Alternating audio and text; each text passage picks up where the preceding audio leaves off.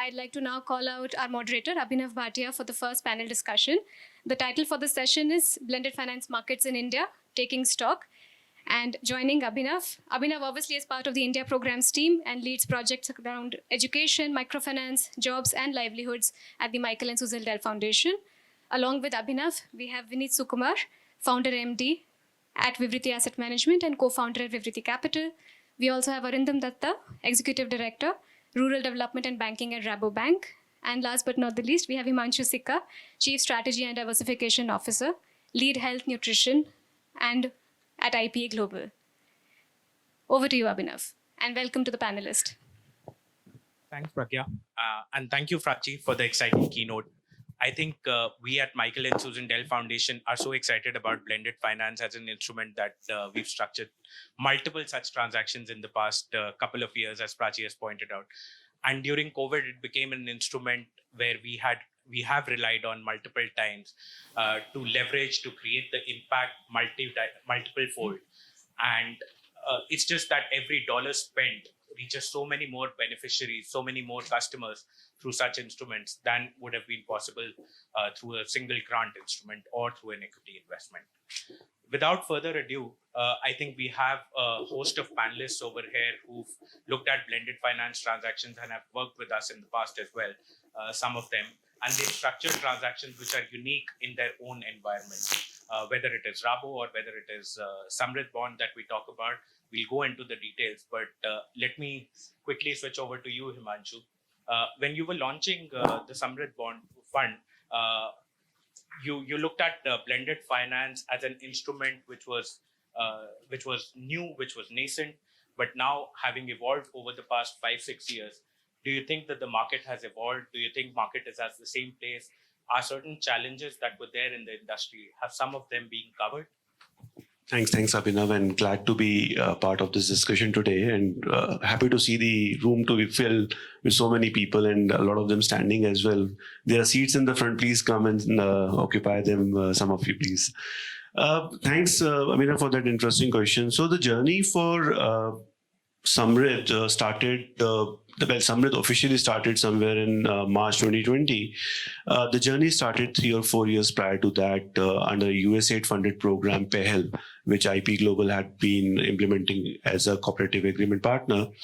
And the idea under PEHL was that how can innovative financing solve some of the challenges or problems that the social enterprises or the inclusive businesses in the healthcare sector face in the country.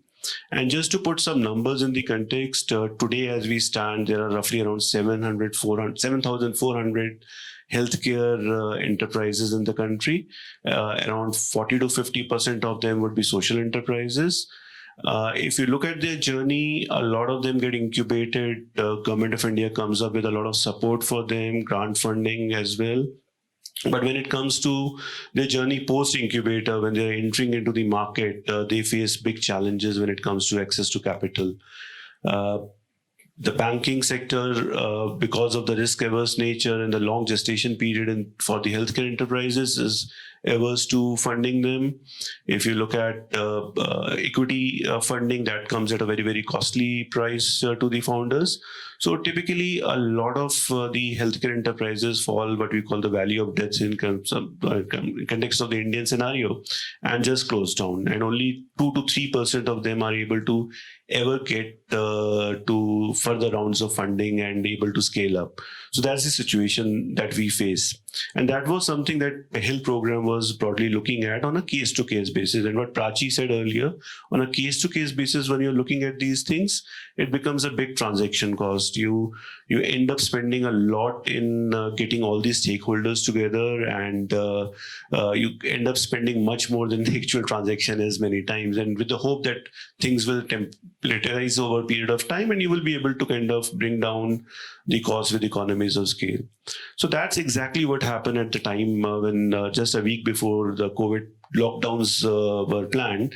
National Health Authority, Dr. Indu Bhushan at that time, and USA team came together with IP Global to conceptualize that can we bring down the learnings of the PEHEL program and convert it into a platform. And that's what Abhinav SAMRIDH is all about. It's a platform, not a particular bond or a instrument. It's a platform that is aimed at bringing blended finance transactions to the for the benefit of the health sector in the country. So how it's structured is that from the onset, we decided that we will not look at things on a case-to-case basis, on a transaction-to-transaction basis, but create a common platform where healthcare enterprises could come and take benefit of blended finance. Besides USAID coming in up with a large pool of grant pool, we also were lucky to get grant funding from a number of other philanthropies as well as CSRs like the Rockefeller Foundation, Ford Foundation, Morpho Foundation, IndusInd Bank Foundation, and plus now a lot of CSR players have also started coming in. With that pool of capital or the grant capital available, then we approached the banking and the non-banking financial institutions in the country and got interest from the likes of Caspian Debt to start with, IndusInd Bank, which already had a partial risk guarantee supported through USAID, and then Axis Bank and the HDFC Bank. So together, today, the facility stands at around 300 million in terms of commitments on the grant side, as well as on the philanthropy side, with an overall leverage of 1:10x. The challenge then was that how to change the mindset of these social enterprises, because as soon as you see these big donor names, they think comes that it's the easy grant money coming in. So that mindset had to be changed. And then the other thing that we had to kind of in the initial days look at was that can it be a cookie cutter approach that we can follow? But what we soon realized was that that's not possible. Each social enterprise has its own unique challenges, and they have to be addressed in a particular manner.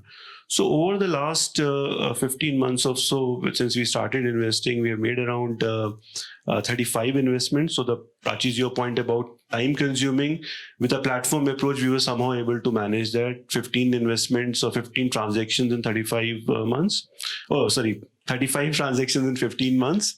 We have kind of put in or committed $15 million of grant funding to these entities and leveraged close to $100 million of commercial capital coming in from banks, equity players, etc. So at a portfolio level, 8 to 10x is the usual leverage we are getting, and at transaction level, anywhere from 3-4% to 20% and upwards. What we've also started doing is that doing portfolio level transactions with certain banks and financial institutions. So structuring a $150 million social success note with Axis Bank is for one example, under which there is going to be a loan book of $150 million with possibly a grant support of $10 million or so. And the benefit could go to probably around 100 plus entities under that. So it's a platform under a platform kind of a thing. So that's been the journey so far for us. There have been challenges. There have been challenges around different forms of capital coming in. So while philanthropic and donor capital has been easier to come, CSR has still challenges. We are happy to say that one of the CSR players has agreed to come in with to join the platform, and hopefully we will have that transaction live in a couple of weeks' time. So things are changing on that side. But yeah, that's one area I think so. CSR funding and how it can be channeled better for blended solutions is something that we still need to work on. So that's, yeah. So thank you for that, Himanshu. Moving from Samridh to Samarth, I think, Vineet, it's a good time to bring you in and understand more about how the platform-based approach you've institutionalized in the debt space as well. And how has that led to lowering the cost and better allocation of capital? Thanks, Abhinav. At Vivriti, the approach we have used for the last 5 odd years has been consistently to try and bring in impact capital to meet certain specific needs of the market, while overlaying that with commercial capital to achieve much larger outcomes. We are a broad-based mid-market player. We work with enterprises that possibly have crossed 5 years plus of track record and need now a much larger dose of capital to really scale to the next stage of life. In broad stats, India has perhaps 25,000 of such companies. When I say 25,000, it means companies that have, let us say, crossed a 50 crore top line, 5 years of history. Formal companies. These are not necessarily micro enterprises, not necessarily mom and pop stores, but formal enterprises where the founder actually has an ambition to list at some stage in the future, right? Now, these corporates today, and I'll give some broad numbers to illustrate what I'm saying, have borrowed around, say, 5 to 7 lakh crores so far. These are outstanding debt numbers. It only translates to 30 crores per company. It only translates to a debt to equity of 0.3 to 0.4, right? And it only forms, let us say, 5% of Indian bond markets and 6% of loan markets, right? So that's the kind of discrepancy we see in the Indian market. The pool of capital is so heavily weighted towards large corporates, which are familiar names, large groups, etc., that the small enterprises have a very, very, very tough time getting in. Right now, our effort over the last 5 years has been to try and create platforms to enable flow of capital to these enterprises, which means there is a role that technology has to play, a role that risk underwriting has to play, and a role that specialized risk capital has to play. Right. In the last 5 years, we've set up a program with ADB. We've set up a program with USDFC. We've set up a program with SIDBI, and we've actively collaborated with the Michael and Susan Dell Foundation. And we've had very differing experiences. One of the areas where we collaborated with MSDF closely is a fund, which was a 6-year fund where we brought in risk-averse capital into a senior tranche and risk-taking capital into a subordinated tranche. It helped us unlock something like a 5x multiple of senior over subordinated. But we actually could give 6-year money to enterprises of the category that I spoke about, right? Since then, we've actually replicated that 5 times over, and the multiplier has grown. It's grown from 5 times to 6 times to 8 times. Today, we're running at 14 times, right? And the initial experience that we had with MSTF allowed us to achieve that leverage. Our experience has been that, again, while all intentions are golden, but in a business like ours, it is also about scale. And how much of impact can we achieve and how large can that become over time. And our experience has been that sometimes it's not just about the quality of capital coming in, but also implementation, right? When we were running guarantee programs with, let us say, large commercial banks as the implementation agency and actual lending on the ground, I think implementation got held back on account of the risk appetite of these organizations. Even with credit support, how far down the rating scale could they go, right? The moment we took over implementation, which meant that we were a fund manager, we said, okay, let's pool money into a fund and we will deploy the fund. We could go much deeper, right? So let's say in guarantee programs, we may have come down from a AA to a single A and maybe high BBB categories, right? But the moment we have managed the money itself, we have gone right down to unrated. And that has made a big difference. It's made a big difference in the sheer number of companies we could have worked with. Today, Vivriti has enabled financing to close to 600 enterprises now in the last 5 years. And that list is rapidly expanding. And I think our experience at having managed such blended pools of capital has been fantastic so far and seems like a story that can be very scalable. Thanks for that, Vineet. When we talk about scale, we can't leave the agriculture sector out of it. And Rabo has been at the forefront of organizing such blended finance transactions for the agriculture sector. So Arindom, how was your experience in structuring the first AdTech loan for the farmer production organizations in India? And what were the challenges that you faced? Thank you, Abhinav. Now, before I get into that, a couple of points, and these are very, very important because we run some of the largest blended finance programs in India, and we did that even before the term was invented. I would like to underplay blended finance. I think it's getting overhyped now, not only in India, but globally, for simple reasons. One is for the development sector, the government and the private sector to work together to unlock capital, it's not easy. Second is, Vineet talked about replicability and scalability. To me, it's very simple. Mainstream banks, it's their mandate to borrow. They get their deposits, the CASA deposits, and they can deploy funds at a rate which no other institution can. unless mainstream banks are a part of the blended finance story, they are neither scalable, they are neither replicable, because refinancing needs to happen at some point of time, or new asset classes which are getting created, they need to be mainstream by the mainstream licensed banks, seeing them as an asset class where they can do business. It's very, very important. Otherwise, we are creating our isolated ivory tower structures, which are extremely expensive and which will not be replicated. Just a few comments. And second is on the transaction cost. Because the transaction costs generally are so high, in all the structures we have done over 200, 250 million in Indian agriculture. We have kept it at below 1%, knowing very well that if it crosses a certain level, they will never be replicated, and you'll keep asking for grant money. But it's extremely favorable for the development sector, for the foundations. The leverage they get is huge. The scale they can get, they can never get through the grant funding, as was mentioned earlier. We have given leverage of more than 100 times, because when we get the development pool, we ensure it doesn't come from one development sector player, but we reach out to other development sector player with an interest in the same sector so that they get huge leverage for that.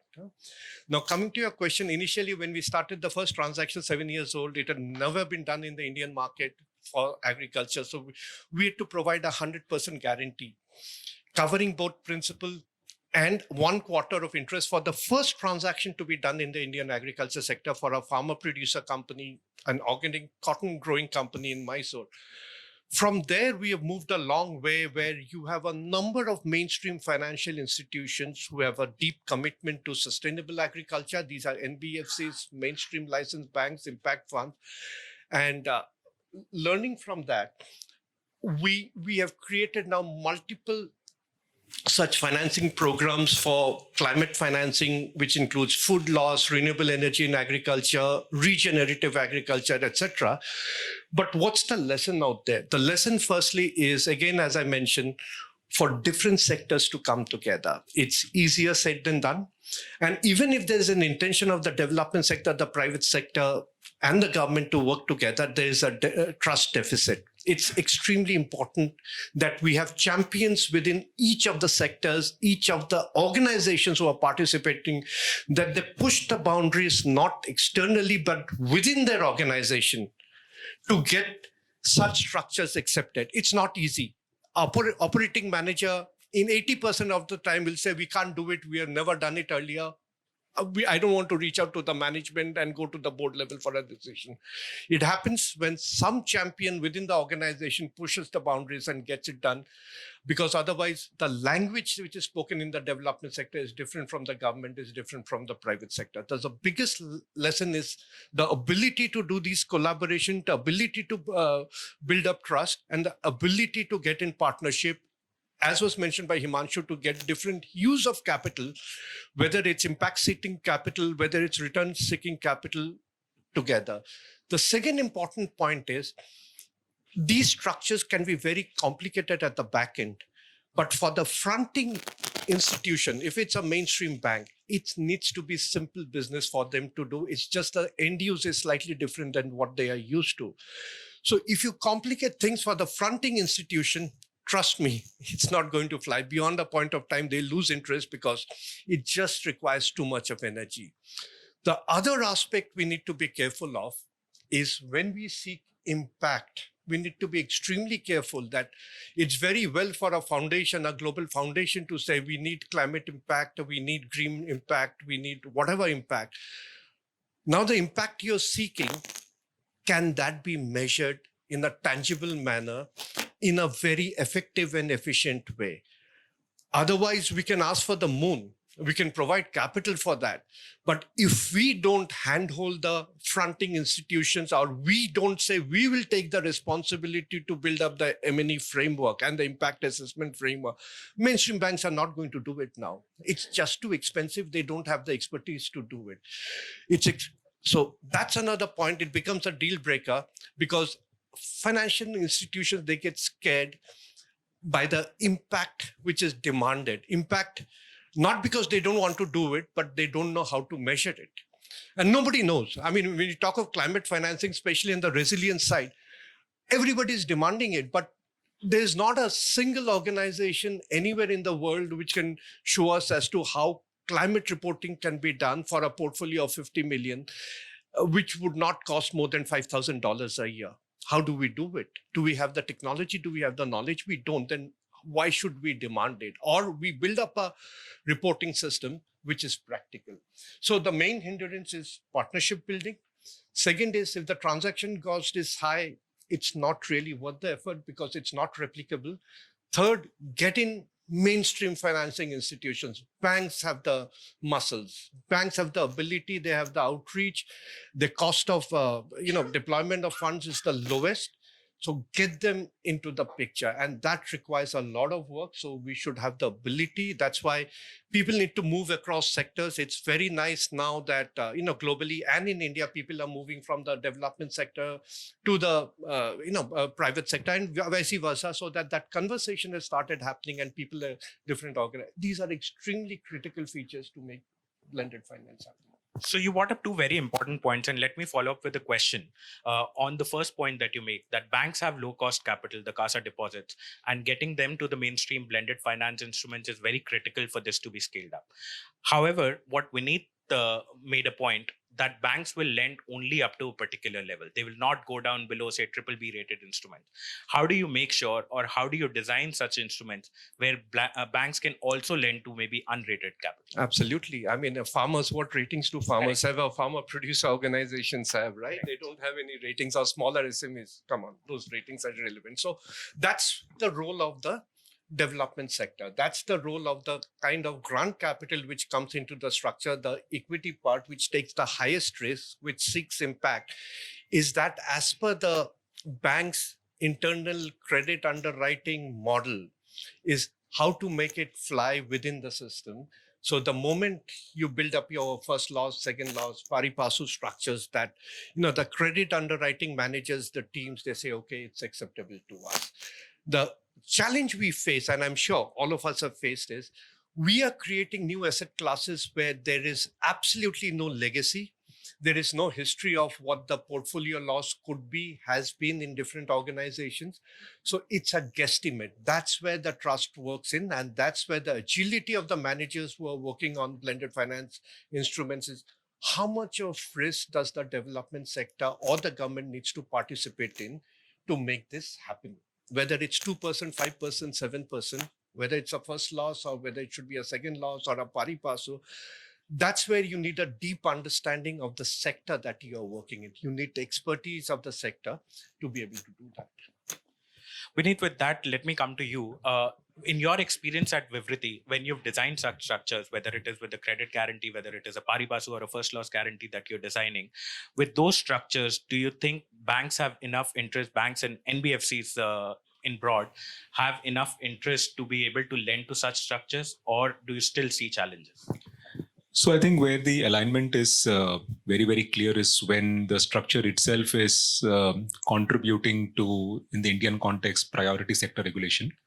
And the moment we align the structure with priority sector regulation, the banks can take much more risk than they would otherwise be okay with, right? If the structure is not aligned to priority sector regulation for whatever reasons, then the resistance is higher. Right. How we overcame it was that, and I completely agree with Arindom, that unless we have banks in, scalability is difficult because of the cost of funds involved, is to bring the banks into funds that we manage. So we try to bring in an optimum balance of the right pools of capital, which can come in at the right cost. But the implementation manager retains the right to deploy the money, right, and deliver us and commits to deliver a certain set of outcomes, both impact as well as commercial, to both parties.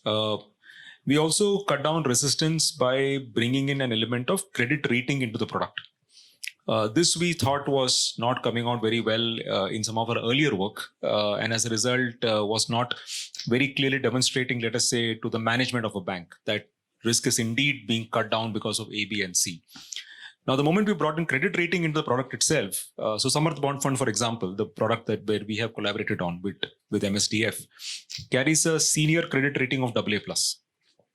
Right? Now, at that kind of an outcome, resistance comes down significantly, and the manager gets far, far more discretion on how they can manage the portfolio that they have set out to do.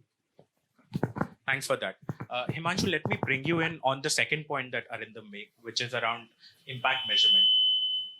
And having run a platform where multiple investments are in different companies, how do you make sure that the impact measurement, whether it is on the impact side or on the commercial side, as Vineet spoke about, is standardized? How do you make sure it is acceptable to all parties? Because typically, as Prachi was also talking about, when we do blended finance, it is difficult for different parties within the instrument to agree on a single impact measurement. How have you been able to achieve it? No, impact measurement, as Arindom also mentioned, is the key thing that the development sector is looking for, and possibly the most difficult thing that a platform or a financial institution can work towards. Because if you look at the financial institutions, the way they are structured, the relationship managers who are at the front line of making those transactions don't understand impact. They have monitoring and evaluation is something that they've heard for the first time when you take it to them. So at a platform level, then it becomes very, very critical, or whoever is designing that instrument, that it's kept to the simplest form as possible. As well as not everything can be measured at the same level. So at SAMRIDH, what we have now kind of trying to evolve as an evaluation framework looks at transactions in three buckets. Things which are amicable to impact assessment, things which are in transaction which are partially amicable, and transactions which are not at all amicable for impact assessment, where only you can measure the outcome or some kind of a process evaluation can be done. And why that happens? See, typically when we are talking about impact assessment, we want to see the last point or end point beneficiary. You want to see the Bano, which Prachi, the story she told, how she benefited. But all the social enterprises that you're going to support are not going to lead you to directly being able to identify those Banos in the world. Taking from example of SAMRIDH, we have social enterprises which are working on, say, large logistics infrastructure creation in the country, or our online platforms which are selling medical devices at a cheaper rate than their counterparts. Now, in those cases, that instrument is reaching a hospital, but then who is actually benefiting from that is something that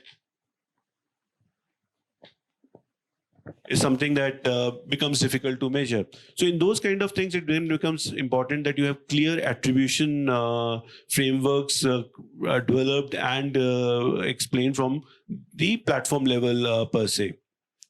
There will be cases where you're supporting the farmer producer organizations where you can actually know the last endpoint, the beneficiary. So impact measurement, I think, so then needs to be seen from these three different lenses, and then a story has to be built around that. Just to add to that also, in terms of another point that Arindom had mentioned about partnerships between the government, the banking sector, and the development sector, I think so that's also very, very critical. From a simple example, during COVID, Government of India has come up with number of guarantee programs. You have the National Credit Guarantee Trustee Company. For the healthcare sector, just to give you a number, there is a 75% guarantee provided to loans up to 50,000 crores. And that's huge. No development partner can provide that kind of a guarantee. Government of India has done that, but still, if you see the uptake of that scheme, it's hardly 15%, and the scheme comes to an end in the next in the current financial year. So when you have those kind of structure, there's something missing, and I think so. Development sector can also play a key role in bringing these pieces together and take more of a capital plus approach. You don't just look at development money coming in to enable capital, but also enabling these partnerships as well as enabling the social enterprises to kind of build their businesses further and be able to pay back. So that's another point that I just wanted to bring. So it's not all doom and gloomy as we've been painting. There are challenges in the sector, but the sector has seen numerous successes as well. The sector has attracted, according to ISE's recent estimate, about $1.3 billion in blended finance instruments in the last year alone. And globally, in the last 10 years, it has attracted $160 billion of funding. It's been growing at a CAGR of 9%. So it's not all doom and gloomy.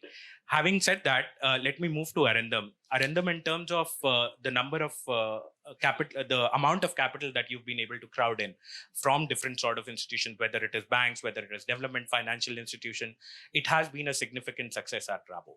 And what are the 2 or 3 key decisions or 2 or 3 key levers of or inflection points, as you may call it, that you've seen in changing these decisions? Well, frankly, I mean, we come in with 2 advantages to the market. One is we are a financial institution, so we know how to structure different kind of, do product development and structure these cross-border transactions, which other organizations find it very difficult. And I guess that's where the transaction cost shoots up hugely, because we do it anyway. For the mainstream commercial business, we have, our legal compliance support, it becomes much easier. That's one. Second is, we are the world's largest financial institution in the food and agribusiness space. So we come with a lot of credibility of understanding, the sector, of having done global work on climate financing, and also the knowledge base is already there within the institution. So that helps.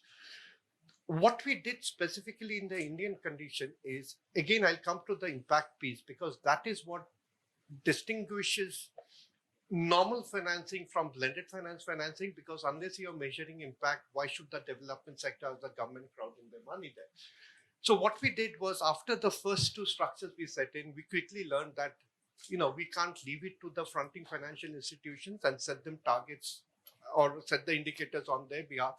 So the blended pool of capital, so we set aside a certain amount of money. We got in third-party expertise to work with the borrowers and the banks to build up the metrics for impact assessment, for monitoring, evaluation, so that we could have a common metrics across financial institutions, across the different end use that we had stipulated in the financing program. That took a lot of burden off the structure and of the different partners involved in the financing, because we had a third-party organization which was doing that. And the mandate was very clear that if you are going to calculate the amount of food loss which has been prevented by this financing, or the amount of carbon credits,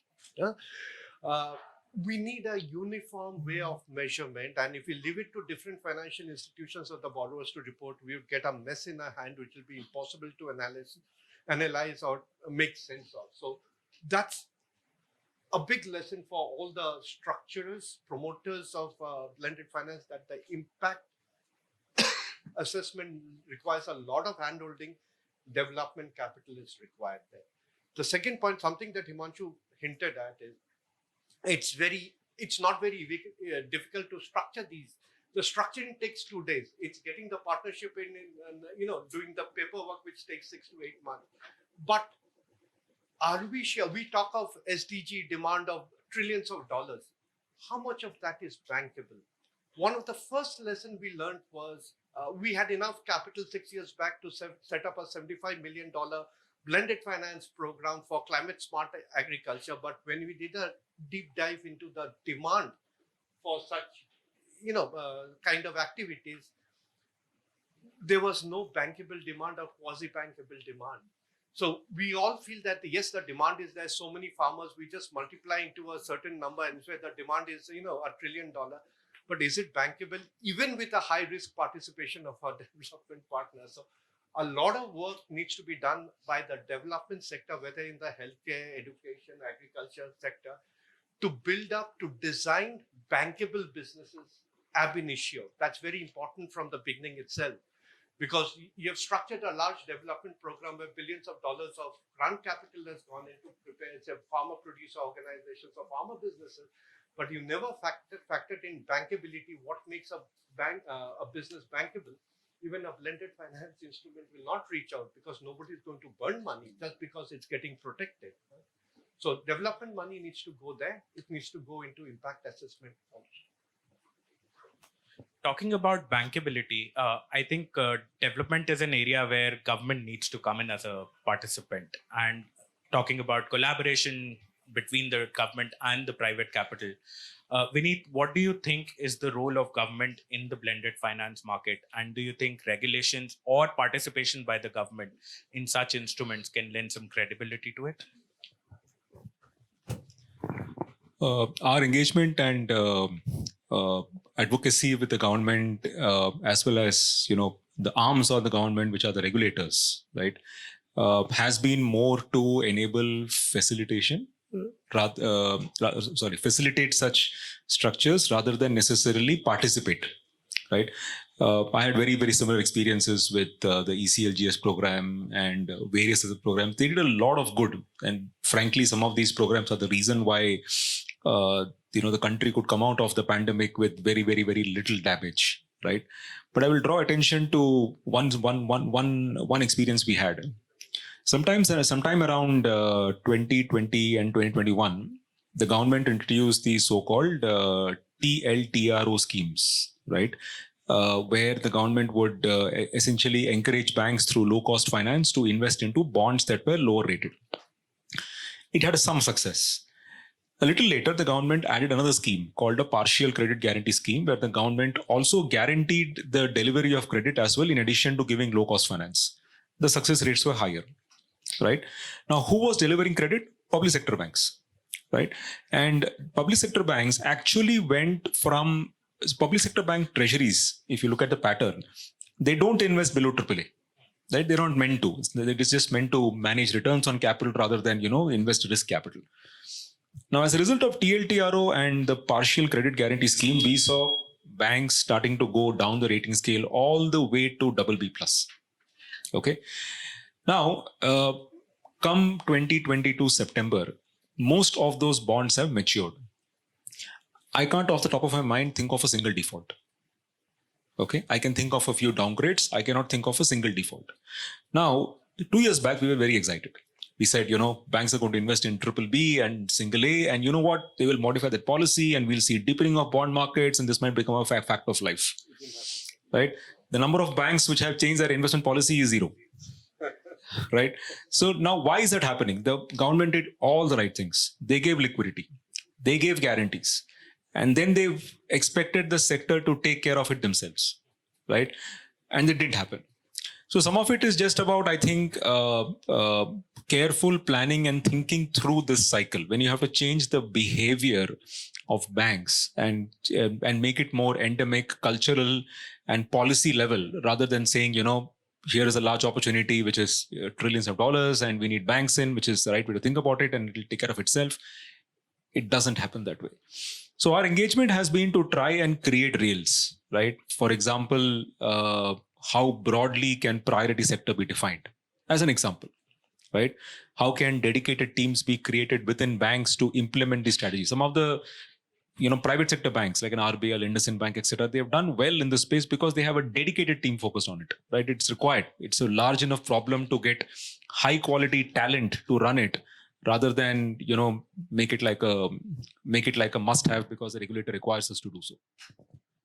So going from an instrument which had almost zero defaults not being a success to something as municipal bonds where you've been able to see some success, do you think there are challenges around structuring such transactions, and what is the role that the government had played, whether it is at the municipal level, whether it is at the state government level or at the central government level?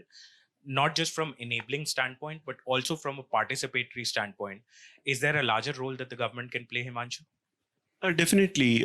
So the way we have been working with the government under SAMRIDH, I will start with that, is basically we work with Atal Innovation Mission, which is part of the Niti Aayog, to create the pipeline of investable companies. So Atal Innovation Mission, as you would know, runs around 100 plus incubators across the country. The focus has been on how can we identify the right entities out of there and support them. So that's one role. At that level, again, one works at the policy creation level at how blended finance instruments can be used in the country. And then we are working now, starting to work with Ministry of Finance to see, post the budget announcement about blended finance, how it can move forward and how it can be taken forward. But taking it back 2 decades, the point about municipalities that you talked about, see, municipal bonds probably started in the country in the early 2000s, if not earlier. And that again was something that came through support from USAID funded program at that time. And the idea there was, can we, and that was a time when the a lot of decentralization initiatives had started happening, and municipalities were being pushed to create their own financing mechanisms. So how it all happened was that, okay, the larger municipalities, based on their balance sheet, after they converted it from single entry to double entry, kind of documented all their assets and all, could raise bonds. But when it came to the smaller municipalities, which formed the majority of the country's municipal infrastructure, there was a challenge. The balance sheets were too weak or too small, and the ratings that they could achieve were much, much lower. So the idea that came at that time with support from USAID was that, can we create a pooled financing facility for such smaller municipalities? And Tamil Nadu and Karnataka were the pioneers in this space. And what we did was that, rather than looking at each municipality in as an entity, we brought them all together, clubbed their balance sheets, and looked at, now, are they more bankable? The bankability, probably the rating increased 1 or 2 notches. Then USAID came with a risk guarantee to back it up. So the risk guarantee moved further, but still it was not a bankable thing. And that's when the governments came, the state governments came, that, okay, beyond that, we are also offering another level of guarantee. And that made it possible for most of the municipalities to kind of then go to the market, smaller ones to raise capital. And again, the default rates were very, very low because they had revenue streams defined through which the payback would happen. And most of them were able to do that quite effectively.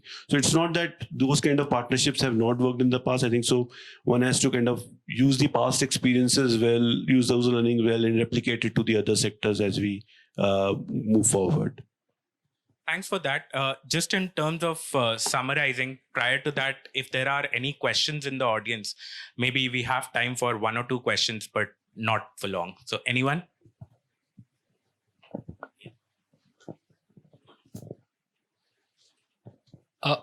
Thanks. So I'm a practitioner. I mean, I practice blended finance in some form because I get subsidies. I implement, let's say, solar powered pumps or cold rooms for farmers. So a lot of this jargon that I hear, the language that is spoken is AA, AAA, bond, and all that does not make sense really when you are walking in that space, right? Because when I say blended finance, I get capital subsidy from the government, let's say a state government. I put in my own money, and I get some technical assistance from a GIZ or some such philanthropically minded institutions. Now that's what is blended finance.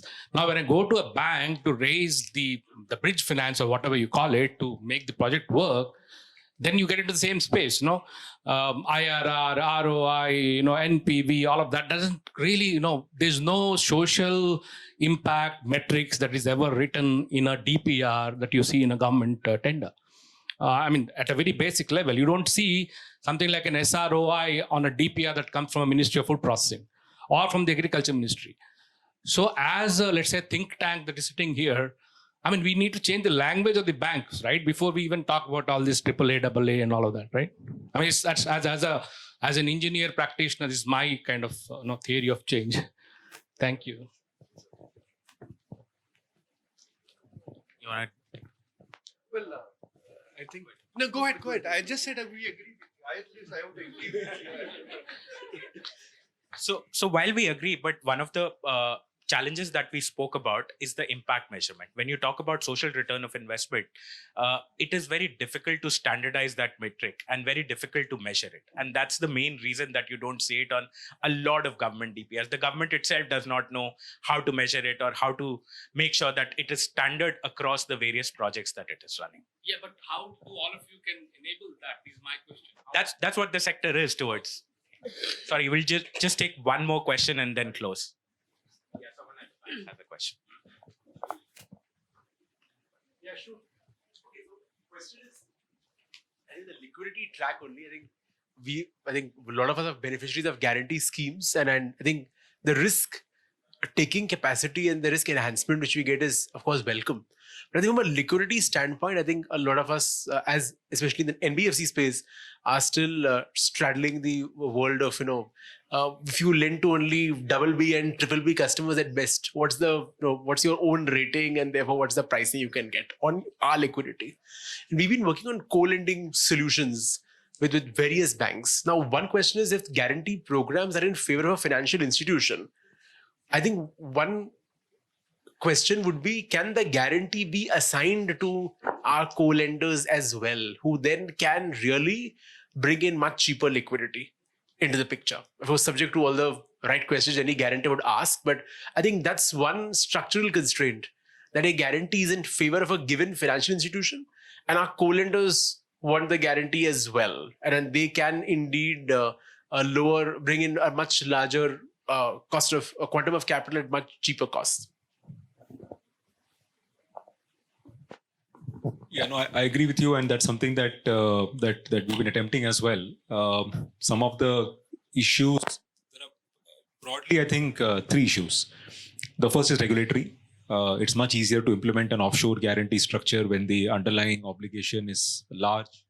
The underlying obligation is a large corporate obligation rather than a granular retail obligation. The second problem is that is availability of guarantees. So if the guarantors are all offshore and we don't have onshore guarantors, then we'll continue to have this problem. And I believe MSDF has been working on setting up, for example, an SME guarantee facility along with a partner for creating an onshore guarantor, something like what IMGC does for the housing space, for example. And the third issue is that even if it were all possible, then the availability of high quality technology to be able to track the performance of this portfolio for a benefit of a large co-lending pool. So there are some fundamental roadblocks that are there, but you're right, the demand has significantly shifted towards co-lending versus lending, and it also is the need of the hour. I'll just quickly react.